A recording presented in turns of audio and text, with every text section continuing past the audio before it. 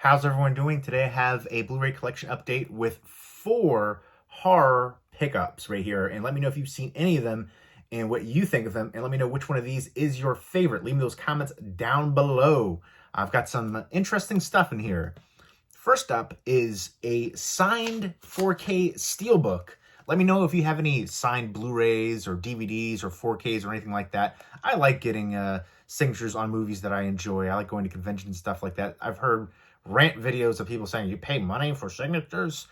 Of course. I mean, that sports memorabilia has been around for over a century.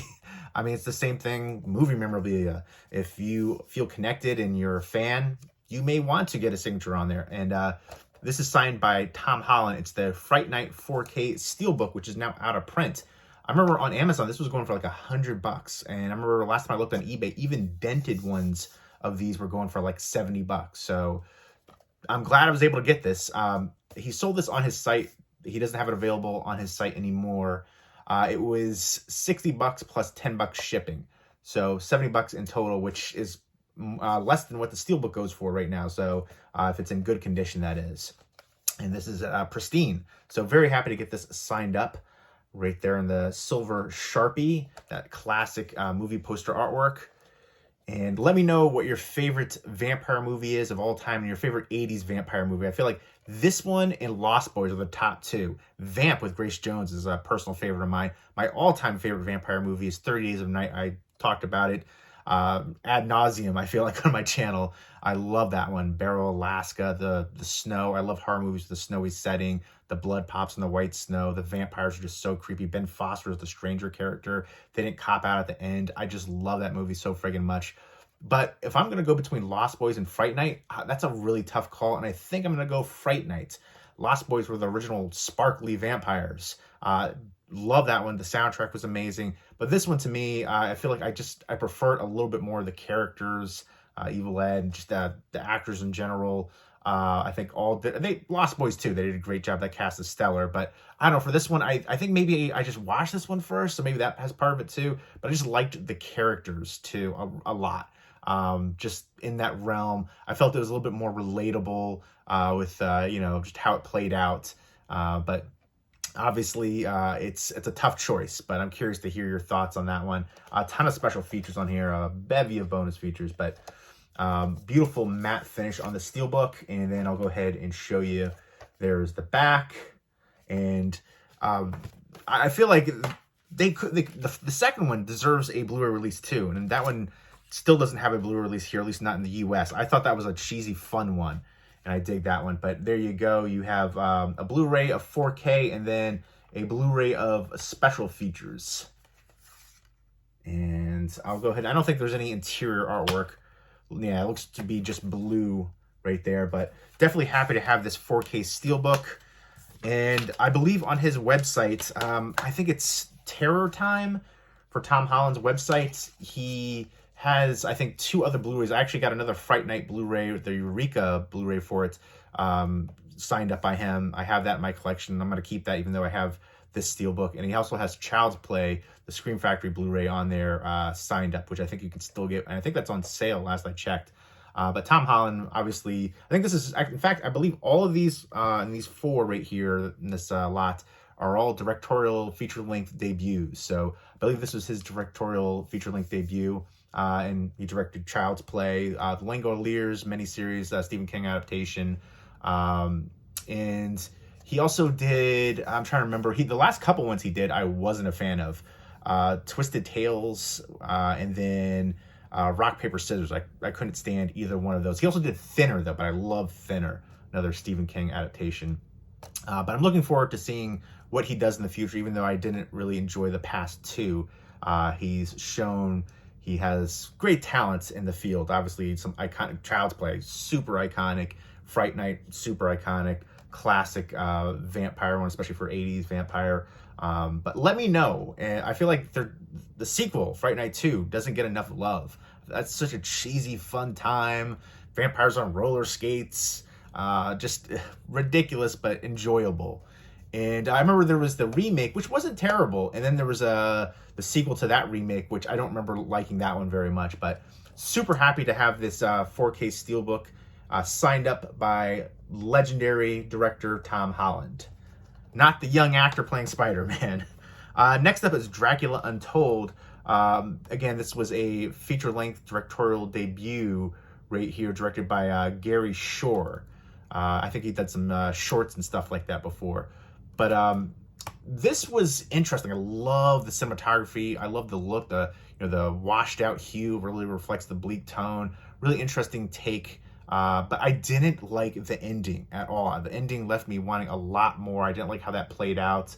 But I really like the leads here. Luke Evans, who has been in a few horror movies. He was in Ma recently, which I really enjoyed that one. Kind of had a bit of a Misery vibe on there.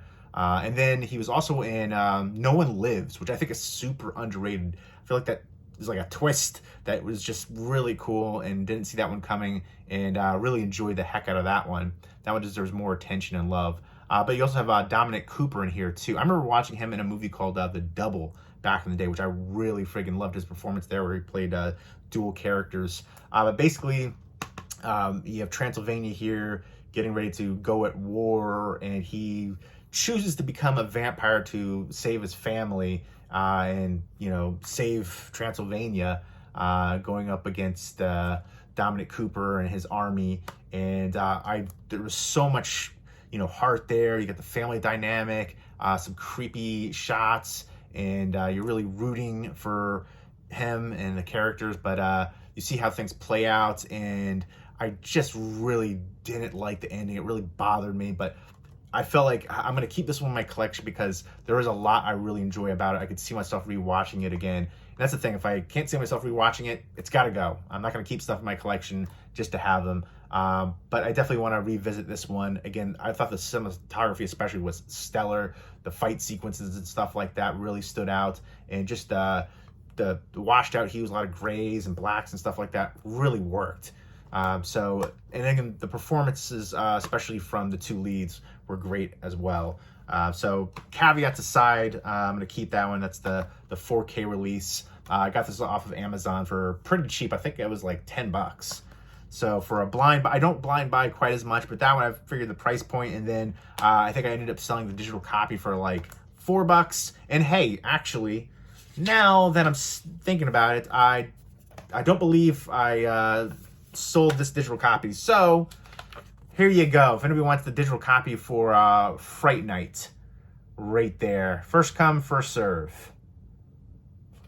I've done a bunch of physical copy giveaways recently, giving away 4Ks and Blu-rays. So there's a digital copy. Next up are two custom Blu-rays.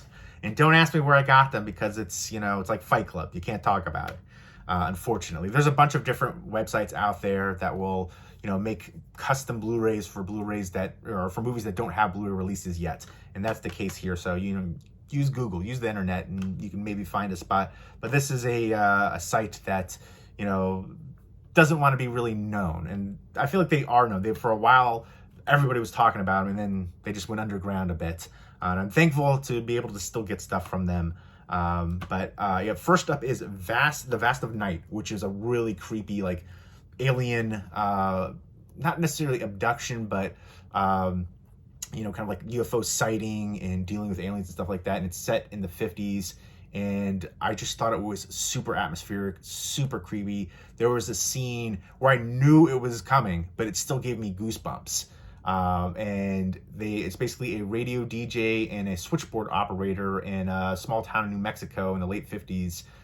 They discover this strange audio frequency, and they're trying to figure things out, and they go deeper down the rabbit hole. They do some interviews, they contact some people, and there's some somebody that was in the military, and then somebody else, they go to their house and talk to them, and then some strange things start happening, and it is awesome. I love this one so friggin' much.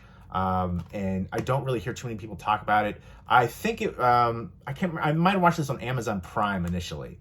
And some of the ones, if it's, the next one I believe was the Hulu release. So I think this was Amazon Prime, but totally worth checking out, especially if you're into, alien movies and UFOs and encounters and stuff like that. Super creepy, and I love it. And it's a shame that there's seems to be a trend now, especially some of these, Netflix movies and other things like that that aren't getting physical releases. And so there's like a legal loophole, something about that, but I'm, definitely happy to own a physical copy of this, because a lot of times there's always, sometimes they could take things down, edit things, censor things, or they could lose the rights, and I don't want to play that game. So I want to own this, and super happy to have it and be able to revisit it anytime I want, unedited. And because that's the case too, like there's been TV show episodes, Always Sunny, a bunch of other shows where they've taken things down, edited things out. They put referendums, and even for Gone with the Wind, was taken down for a bit. I think they put like a little, PSA referendum for that time period. And I feel like if you're watching that movie, you already know what's going on for that time period. So I digress. Let's get back into it fresh.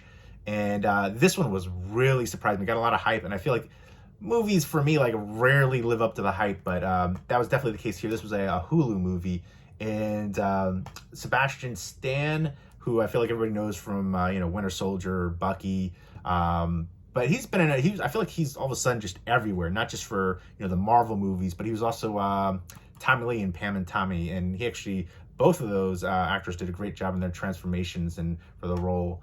But you also have Daisy Edgar Jones, who was Where the Crawdads Sing. She was really good in that role, which that movie surprised me too. I heard a lot of conflicting reviews for that one, but I enjoyed it. Although the ending, again, I wanted a little bit more. Sometimes an ending could really change how you view the movie overall. But I still enjoyed the movie. Again, that was another. And it was interesting to read some of the story about the actual people too, the author. But basically, this is a romance right here. She meets him in a grocery store and, kind of falls for him. And really quickly, they go away together on this, weekend date.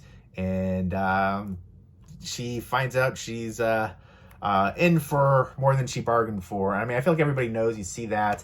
It's a cannibal movie. Cannibal romance movie, if you will.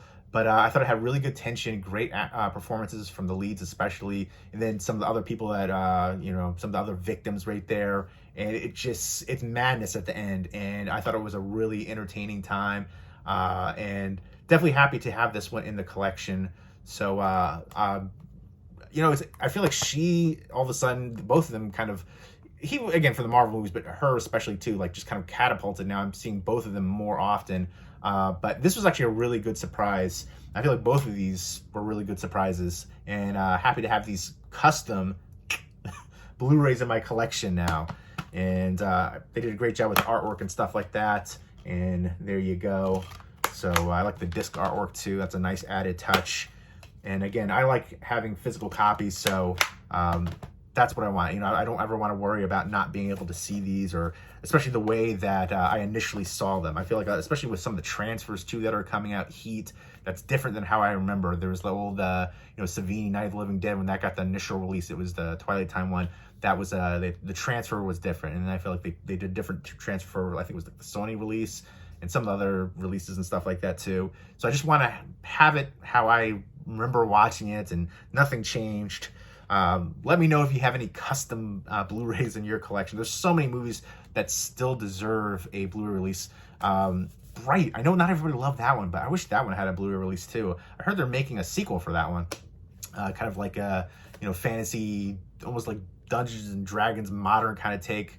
Will Smith was great in that one. I know everybody hates Will Smith right now.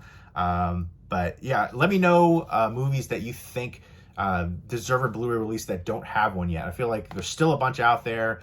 True Lies, so many, Abyss, ones that we've heard about for a long time that were going to happen and still haven't happened. But there's also, newer movies that are, getting releases on these streaming platforms and aren't getting physical releases.